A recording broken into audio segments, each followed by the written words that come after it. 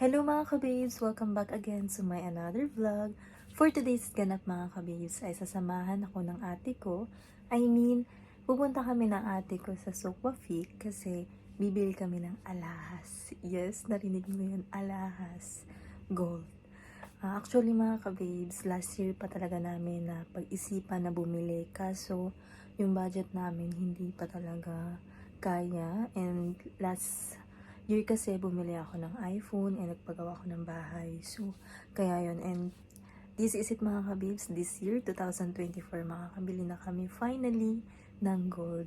And last year actually, and ngayon, yung magulang ko, kulit ng kulit kung kailan kami bibili ng gold. So, ito na ha. So, ito na yung inaabangan ng lahat. Ay, excited na rin ako mga kabibs na bumili ng gold kasi alam mo yun, investment mo na rin para sa sarili mo yun. And kapag merong mga problema, pero wag naman sana, yung mga, biglaan, di ba? So, meron kang maisasanla kahit papaano. So, kahit hindi ka na mangutang, kahit isanla mo muna, tapos tubusin mo na lang kapag meron ka na ulit na pera. So, yun magandang investment talaga yun, lalo na kapag mag-for good ka na sa Pinas. So, yun mga kabib, so excited na ako and kinakabahan kung anong gold yung mabibili namin ng ate ko. So, sabay kaming dalawa yung bibili. Kasi, para maka-discount tayo. Sana mabigyan tayo ng discount. So, yun mga kabahil. So, see you later. Papakita namin sa inyo kung ano yung tsura na nabili namin na gold. Ayun na nga mga kababes, andito na yung ate ko. So, sinundo ko siya galing trabaho kasi morning yung duty niya. 7 p.m. yung out ng duty niya. Kaya.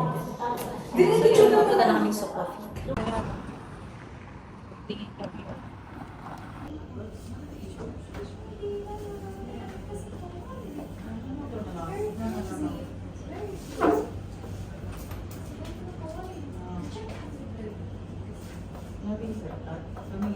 For me, my personal opinion, that they're not strong enough. They're not gonna last.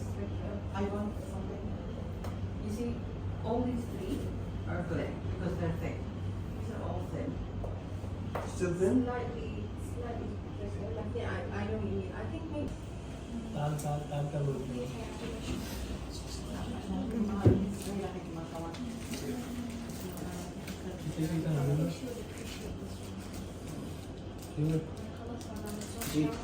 Sikat din naman sila. Panlakit na panood natin.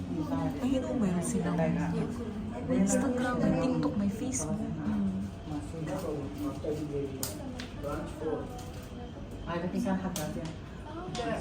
All branch four. This one is short. What are they? See, no, see.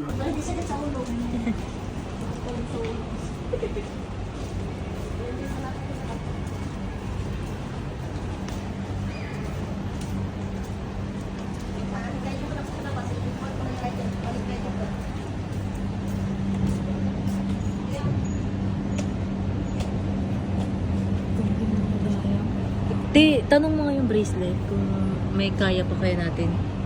Doon nga daw sa ano niya. Meron. Sa yun, ganyan lang sana kaliit. Pwede ko pang ano sila ganito ko araw-araw ko.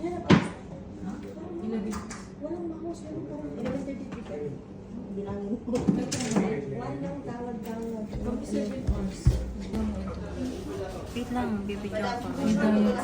على فكرة ده حلو ده احنا نلاقي ده يعني هو ده شكله حلو ده Wala ka ng 21 days.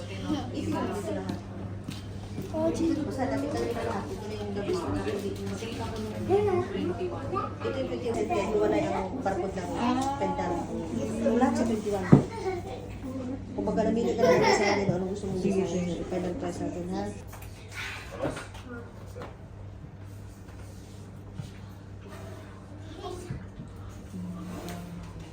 Gusto mo 3.6, i-add ko dito bracelet. Isa pang kopya. Isa pang kupo. Video. Yan, wait lang.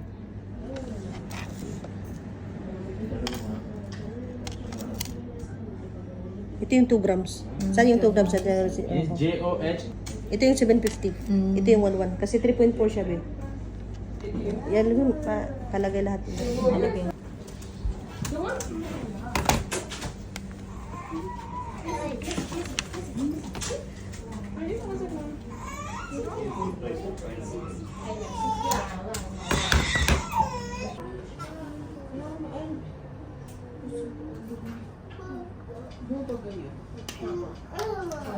And 1000 you paid me cash, 2300 balance. Okay, here I have mentioned 21 carat 4 piece total, bill amount 33, amount paid me 1000, balance amount is 2300. Okay.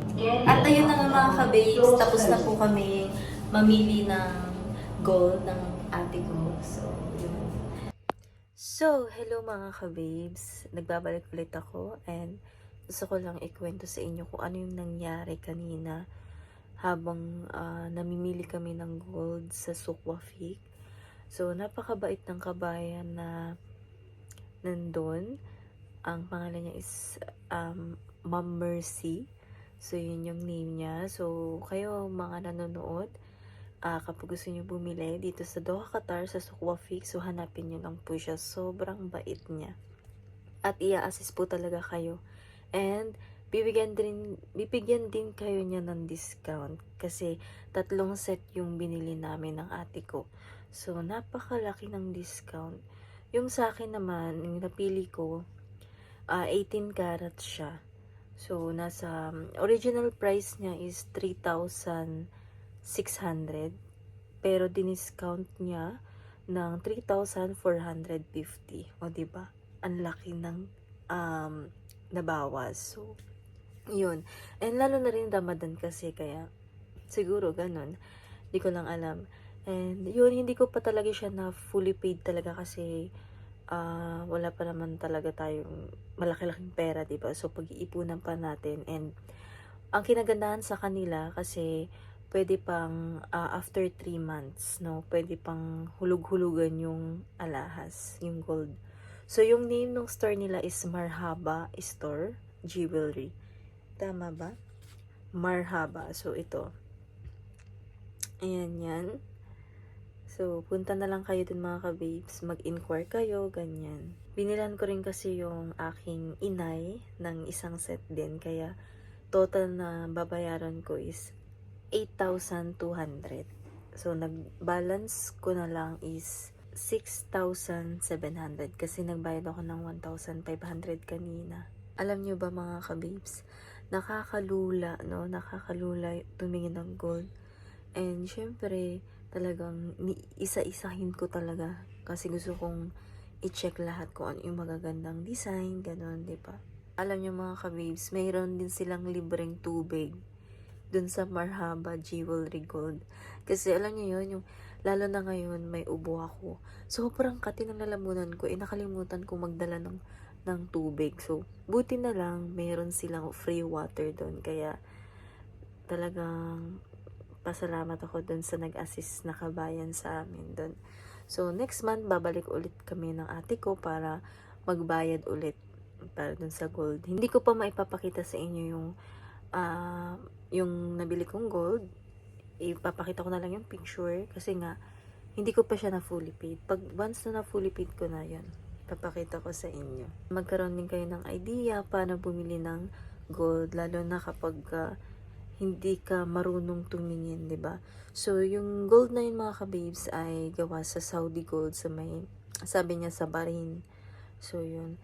And ayun mga ka-babes, so balitaan ko na lang kayo kapag nakuha ko na ulit yung gold. So, see you sa mga susunod na vlog ko. I hope na marami kayong natutunan. Charis! Bye!